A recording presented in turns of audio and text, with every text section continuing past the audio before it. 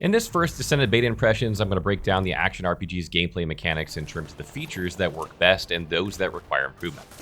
If you're unsure about this sci-fi looter shooter and you're curious to see how the game feels like as a whole, then this video is for you. The First Descendant is a sci-fi looter shooter action role-playing game set in the Ingress continent where humanity continues to battle for their survival against the invading faction known as the Vulgus. They initially interacted with them about a century ago together with another group called the Colossi who annihilated almost everything. But mankind remained steadfast in their fight against these races until they were mysteriously gifted the Ancestors' power, allowing them to evolve and harness powerful abilities to defend themselves. You take on the role of a descendant who goes on missions to learn more about the Vulgus and Colossi in the hopes of one day destroying them for good. The game will have you go through a series of quests moving from one section of the Ingress to the next. You're given instructions for eliminating targets, defending beacons, and surviving for a specific period of time. In doing so, you also learn about the lore, which is delivered in a linear way. Think of it like Destiny 2's seasonal pass model where the narrative is integrated into new activities. The First Descendant's gameplay flow is similar to Destiny 2 in that there's a headquarters in Albion for you to purchase and sell gear, upgrade mods or runes to change your playstyle, enhance your master rank, and so on. In the beta, there are two types of quests available to players, namely world missions and void intercept battles. World missions will have them jump from one part of the Ingress to the next to complete a series of linear objectives as you fight against the growing Vulgar horde. On the other hand, intercept battles are big boss fights against the Colossus. These activities reward components which will help unlock other characters or descendants. What's important is to first link amorphous material that can be obtained from consecutive survival or defense runs. These are a part of world missions and are unlocked the moment you progress further in the story. In the game, you can freely swap between descendants, like in Warframe. This means that you're able to participate in high-level missions even if your character's level is low, but remember to approach targets cautiously since your stats have not been fully developed. Another drawback is that not all of your skills will be readily available if you were to switch to a level 1 descendant. As I was going through the missions, however, I couldn't help but think if players will eventually see other types of objectives like assisting a cargo or participating in additional content such as PvP or raids. This is due to the repetitive nature of the linear missions, which will always have you slay targets, defend a position, or survive. It would also be nice to go against additional factions besides the Vulgar and Colossi to increase the variety of enemies to face. In the beta, there were 10 Descendant classes available, where 3 of them were automatically accessible right from the beginning. For the other 6, though, players had to collect materials such as reinforced cells, relics, catalysts, and kits to research and eventually unlock. Every character has set stats including overall defense, max shield, shield recovery out of combat, max MP, and max HP, with 4 active skills and a single passive skill. I'll give you an overview of some of them, starting with the first 3 Descendants. You have Yessa, who has the ability to freeze targets in place and knock them back with her ice skills. She is a feisty and highly mobile character, but her defenses and HP are lower than average, making her susceptible to taking huge damage. The same goes for Lepek in terms of having low HP, but instead of using magic to stagger enemies, he specializes in throwing potent grenades and shooting them with his bionic right arm. These grenades will either deal explosive damage or pull targets together, which can be followed through with devastating gunshots. And finally, there's Ajax, who is the tank because of his ability to conjure shields and a hypercube that absorbs damage. He can also effectively charge into groups of enemies by jumping high in the air and crashing into them. Next are the Descendants you unlock through progression and research. First is Bunny, who is a beacon of energy. Because of her impeccable speed and ability to utilize electricity, she can easily electrocute foes to deal burst damage and damage over time. The drawback to using her is that she is one of the most glass cannon characters in the game. Second is Glay, who draws strength from her own HP to become stronger in combat, making her a high-risk, high-reward descendant to play. In switching from one descendant to the next, you immediately feel the difference in their playstyles. With Ajax, for example, it's acceptable to shoot without moving too often given the shields he summons. But if you were to retain this technique with, say, Viessa, you will die within a couple of seconds, and she needs to move quickly to avoid taking hits. As such, the game is really good at enticing you to try out other classes because they provide the right amount of variety and depth thanks to their abilities.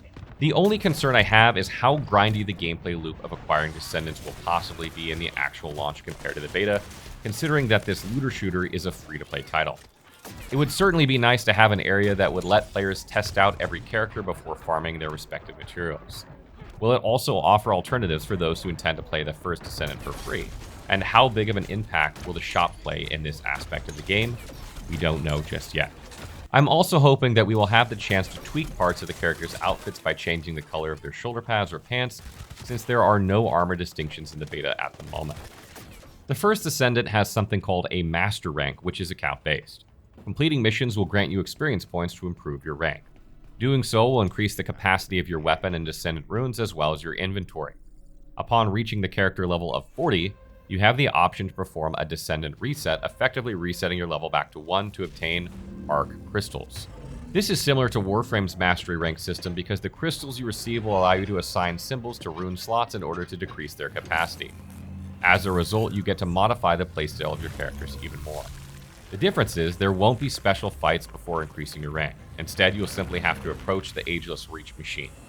Speaking of runes, there are mods you equip per weapon type and Descendant to change the way you play the game. You can even enhance them, but doing so will also increase their capacity, so reshuffling may be necessary to equip them. For weapons, you have the Storm and Torrent runes, to name some. Storm rune effects are applied to assault rifles, submachine guns, and handguns, where Torrent runes are beneficial for the performance of machine guns, tactical rifles, and beam rifles. Each of the rune types has capacities to take note of. One example of the symbol on the rune slots comes from the Descendant rune. As mentioned previously, matching a rune with the same shape will reduce its cost by half, rounded up just like in Warframe. For instance, if you have the Last Joker HP, which costs 5 capacity, it will be lowered to 3. An improvement that NEXON Games can implement is to allow players to equip multiple runes at the same time, rather than having to select every slot, only to select the mods one by one. When it comes to the loot, there is a great deal of weapon variety. The First Descendant lets you equip and swap between 3 weapons of your choice at any point in time, making for an extremely fun experience. What's more is you won't have to fight over them amongst party members since they are instant. It's also worth remembering that the equipment's quality depends on the mission's level rather than your characters. In terms of combat, the First Descendant decently delivers, from the exciting and distinct feel of every weapon type to the way in which enemies react when getting hit even by the character's abilities. Shooting them down while simultaneously utilizing your skills feels satisfying because of the hit registration, making them react accordingly. The pace is also another positive aspect of the game given how snappy the gunplay is together with the fluid movement of the Descendants. Despite these things, there are a couple of things that can be improved, such as the sloppy melee attack and the absence of a cover system. The melee action of punching or slashing a target using a dagger feels like an afterthought, since it's not as effective at all, and a follow-through or combination of moves should be added. Additionally, and apart from Ajax's shield, there is no way for you to crouch behind objects to avoid taking damage. Instead, you are left with no choice but to blitz from one space to the next or roll out of enemy fire. Speaking of traversal, you're not limited only to executing double jumps since you have a grappling hook at your disposal. This lets you reach incredible heights, however, there is no forward momentum upon reaching the top, making it feel awkward at times. You do get to where you want to go as you are surging towards the edge of a cliff, for example, but you are not propelled forward as intended. As such, you end up falling, so to improve the grappling hook, it should not only have a longer range, but also become physics-based. You do have access to 2 charges, though, so you can execute 2 grapples in quick succession, which is great. Lastly, matchmaking needs to be restricted to players engaged in the same mission. What's happening now is that groups are formed based on their location and ingress rather than the quests they are doing. It also isn't clear if enemy scaling is dependent on the number of players in a group or not. Hopefully, this gets changed in the near future. In terms of visuals, the First Descendant features decent ruinous areas and decrepit buildings to show the state of the world and its people, but it does feel empty at times. The Descendants themselves look interesting and different enough except for the frayed textures of their hair. The same could be said for the NPCs in the hub. To make matters worse, they not only move unnaturally while speaking, but they also look very stiff, which does not sync well with the voice acting. Voice acting is not special by any means, but what's irksome are the juvenile battle cries of the Descendants themselves, making it sound repetitive and so annoying within a few minutes. Hopefully, players will have the option to turn this off, and recordings of thoughtful conversation will be available in the full launch. Meanwhile, most of the sound effects of the guns and skills are distinct and impactful, which elevates the intensity of combat encounters, especially when you're being swarmed by the Vulgus. From a technical standpoint, the beta was ripe with performance and frame rate issues as well as inconsistent lags even when the area was not populated by foes. Despite the October 24th patch, these continue to be persistent, but the VSync feature was at least added.